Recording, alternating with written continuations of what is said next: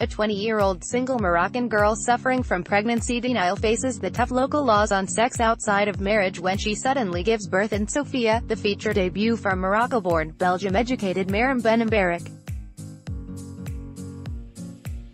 Reminiscent in many ways of last year's Tunisian film Beauty and the Dogs, right down to its can uncertain regard premiere slot, this film also looks at a young woman facing the mores and laws of a country that seems more interested in surface propriety than citizens' actual well-being. Sofia should find slots at festivals and a niche release in the West, though the director has stated her film has been written with a Moroccan release in mind as well. Not many features start with a quote of the article of the penal code that the film wants to illustrate or explore, but Benambarak does just that, initially setting a tone that might strike some as too literal or even agitprop.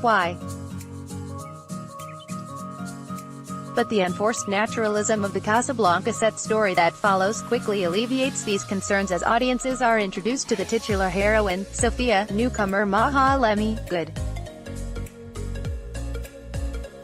The very few options that are available to her arise organically from the material as the story advances, so the film never feels preachy and, in any case, Sofia as a character is almost the opposite of militant. The single 20-year-old starts to have stomach pains while slaving away during a dinner for her family, including her parents, Nadia Niazi, Fauzi Ben Saidi, and their visitors. Since she's unaware, at least consciously, that she's actually pregnant, Sofia can't really figure out what's going on, but thankfully her cousin Lena, Sarah Pearls, who's about the same age, is a medical student who quickly puts two and two together without getting the whole family involved.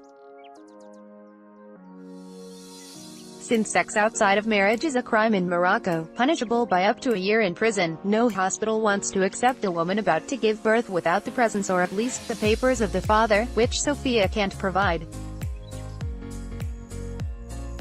These kinds of bureaucratic difficulties in the face of urgent required care were also a recurrent motif in Beauty and the Dogs. Again, Lena comes to the rescue, as she knows a young physician who might be able to help them at least during the delivery.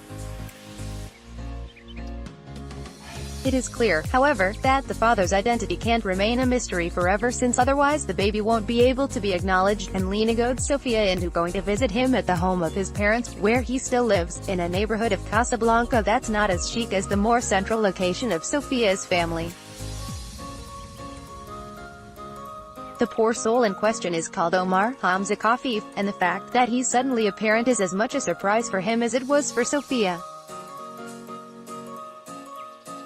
What follows after the initial revelations are terse negotiations between the two families to try and come to an arrangement, which also requires the help of the police, whose desire to collaborate increases hundredfold when they are paid off, somewhat reluctantly, by Lena's mom, Leila Lubna Ezebel, from Ansandi, who is married to a wealthy Frenchman. A marriage is soon arranged for the new parents, who only met by chance on the day Sofia was fired from her job at a call center and he wanted to comfort the sad-looking girl.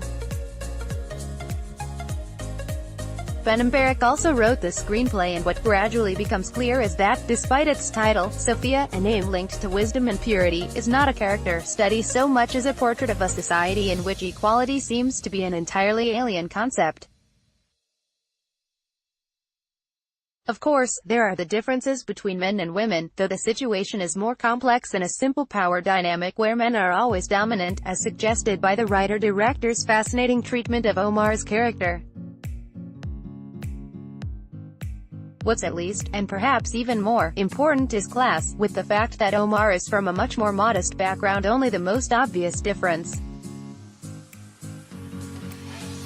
Even within family circles, class differences can exist, as Sofia's direct family is from a lower class than her cousin Lena's, with her mom Leila having married into wealth. Benambarak's choice to keep Leila's husband conspicuously off-screen was a wise one, turning him into an enigmatic source of wealth and privilege. This choice implicitly links the current-day situation of the country to its colonial past, during which foreigners dictated the values and rules that are at least partially responsible for the situation Moroccan society finds itself in today. The many class differences aren't constantly being named but are constantly on display nonetheless.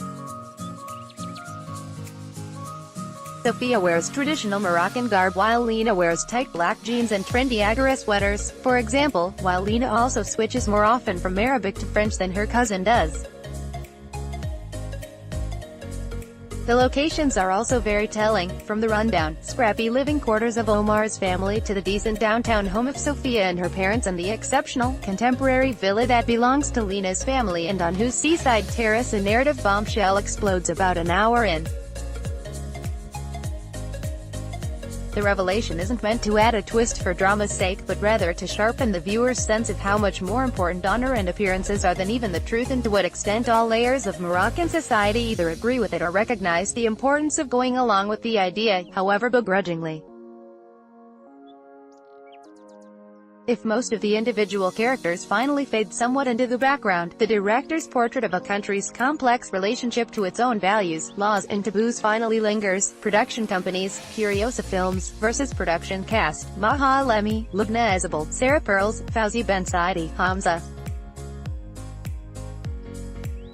Kafif, Nadia Niazi, Rawia writer-director, Maram Benambarak producer, Olivier Delbosque executive producers, Christine Dejekal, Said Hamich director of photography, Sundone production designer, Samuel Charbonneau editor, Celine Perard venue, Cannes Film Festival, Uncertain Regard, sales, Before Films in French, Daria 80 Minutes.